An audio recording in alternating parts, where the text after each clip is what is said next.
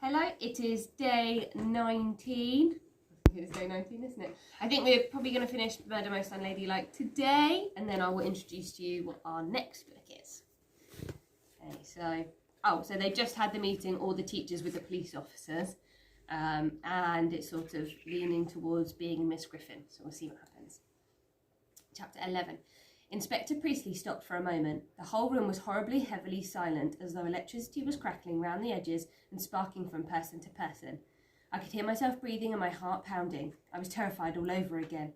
Miss Griffin sat glaring straight ahead, her jaw clenched shut and her fingers white on her lap, but everyone else stared towards her, like people at a tennis match after the last point had been played. "Nonsense," she said in an icy cold voice. "This is all nonsense. You have no proof." "Miss Bell asked to see you that evening," said Mademoiselle suddenly. "I remember now. It was in the mistress's common room. I was there." "Be quiet," snarled Miss Griffin. "I certainly shall not," said Mademoiselle, offended. "What I said is true, and I'm prepared to say so in court." "And you think they'll believe you? You're not even French." "I told you I like Mademoiselle," I whispered in Daisy's ear. "Shh, she hasn't got her in the bag yet," Daisy whispered back. "Quite apart from witness statements," the inspector was saying, unruffled, "I can have Miss Bell's resignation letter and Miss Tennyson's suicide note tested against your handwriting. My men are fingerprinting Miss Tennyson's car and the gym cupboard trolley to match to your prints."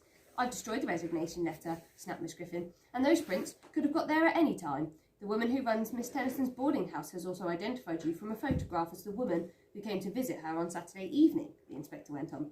"No one can tell anything from a photograph. That's common knowledge." Despite myself, I was rather impressed by the way Miss Griffin was brazening out. I certainly wouldn't have been able to lie so quickly and well. She must, I thought, have a lot of practice. "And your fingerprints have also been found on Miss Tennyson's bottle of Verona." Miss Griffin made an most unladylike snort. "This is ridiculous. I expected me to slip up and tell you that I was wearing gloves. Now you can accuse me of what you like, but I don't believe you could even bring this to trial. If you were hoping for a confession, I'm afraid you'll be disappointed." And she smiled. It was the most terrifying smile I had ever seen. It looked like it came from a person made out of clockwork.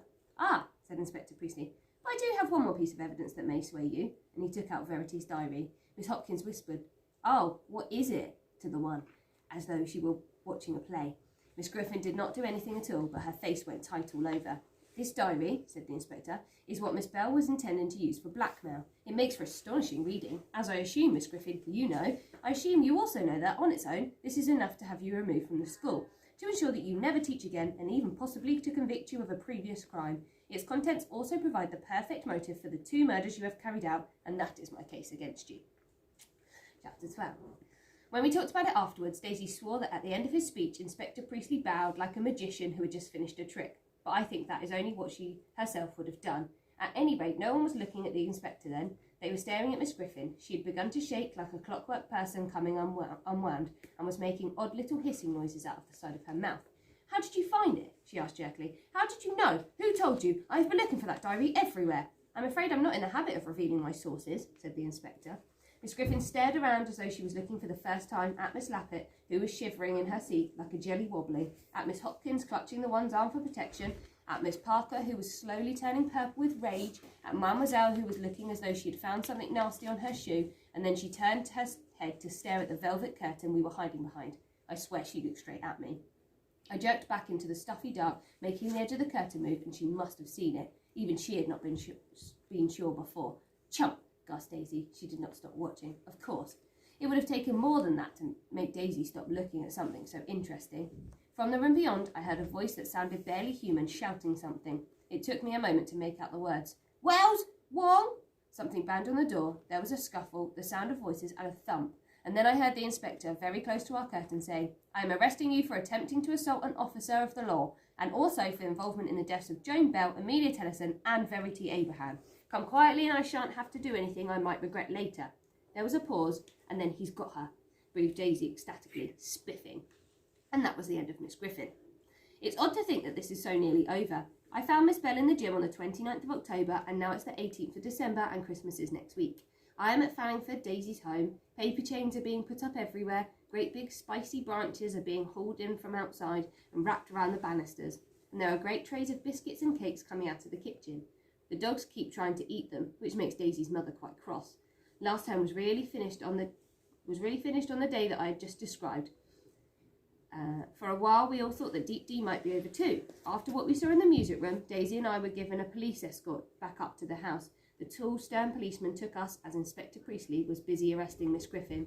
The tall policeman told us not to breathe a word to anyone on pain of death. I think he was joking, but I'm not sure.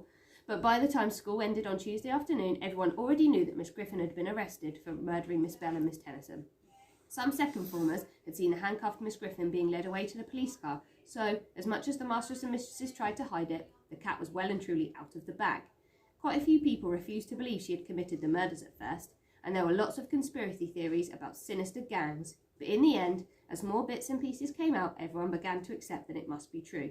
From that day onwards, all the grown-ups seemed to forget about us. Even Matron was busy giving her statement to the police, so meals came out at odd times, and we were left to hang about with nothing, doing nothing. We played rounds and rounds of cards in the house common room and gossiped about the murders. I knew that Daisy was dying to brag about our part in the case, but because we had promised the inspector, she bit her tongue, and we both did very good impressions of people who know no more about it than the next girl. In a way, I can hardly still believe it. The episode in the music room really has become a sort of film scene in my head. Perhaps it stops me from feeling so frightened about the events that led up to it. Daisy, of course, thinks that's silly. Miss Hopkins is leaving Deep Dean. She is going away to Derbyshire to live with the one after they are married. Miss Parker is going away too, to teach in London. I think it's too painful for her to be here anymore. When we first heard all this at the end of November, we really did think that Deep D might be over forever. After all, said Kitty, we've no mistresses left, so if we do come back next term, we should be teaching ourselves.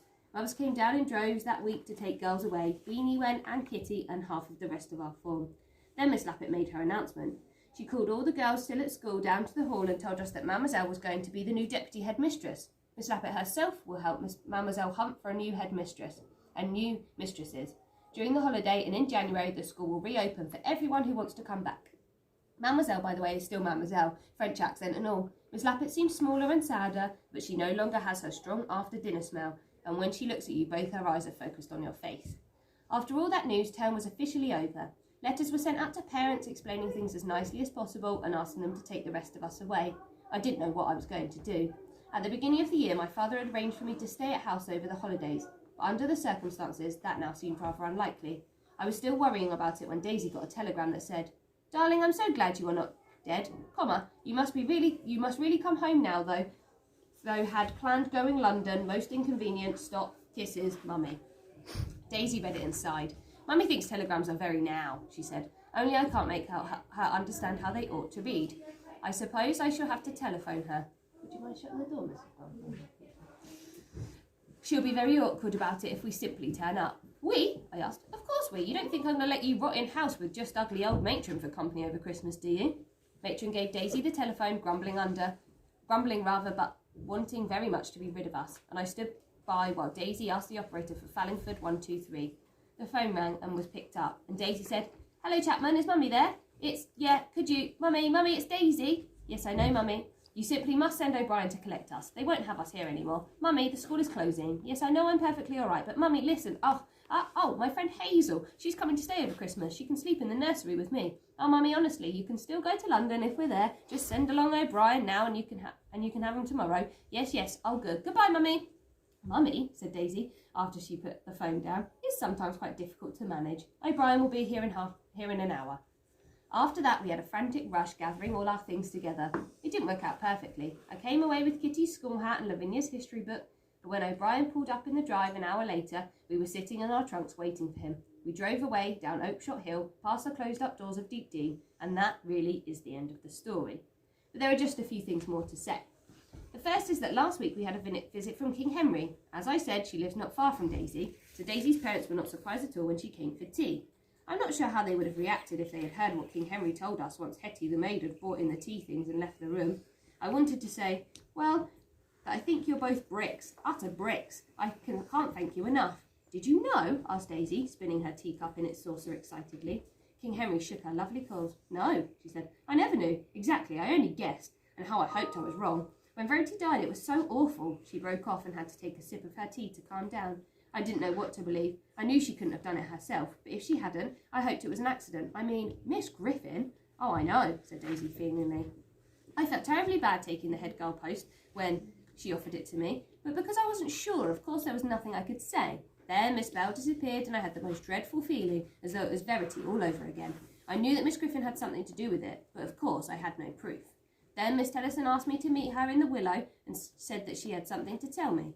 I was terrified, but I went, and then I saw you, and I simply lost my nerve. When I heard on Monday that she was dead too, I nearly fainted. I was sure I'd been X. Honestly, when I heard from the nice inspector about what you did, what you proved, I realised you simply saved my life.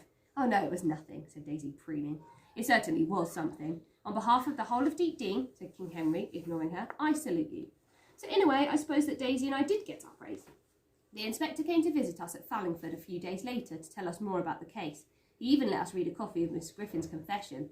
It was odd seeing Mrs. Griffin's words down on the page like that. Miss Tennyson had been dragged into it because she had caught sight of Miss Griffin in library corridor that evening, all bloody, and Miss Griffin had offered Miss Tennyson the deputy job in return for not ratting her out.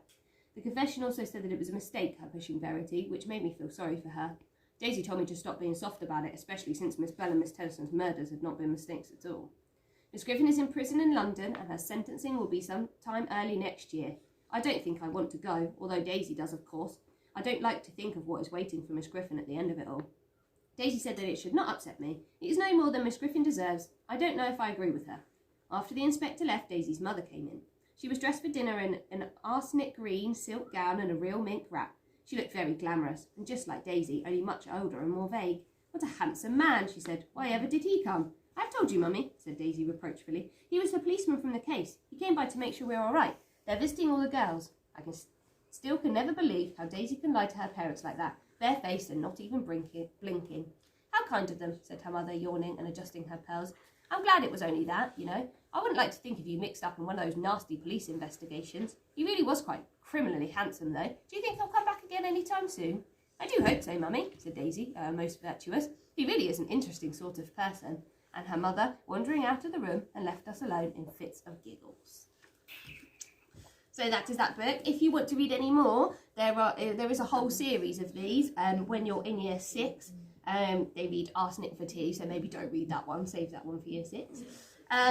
And then the book that I will start reading tomorrow, day 20, we're going to read The Boy Who Fooled the World. This is by the same author who read Goldfish Boy, which hedgehogs have read already. So I'm excited to read that one. I will see you tomorrow.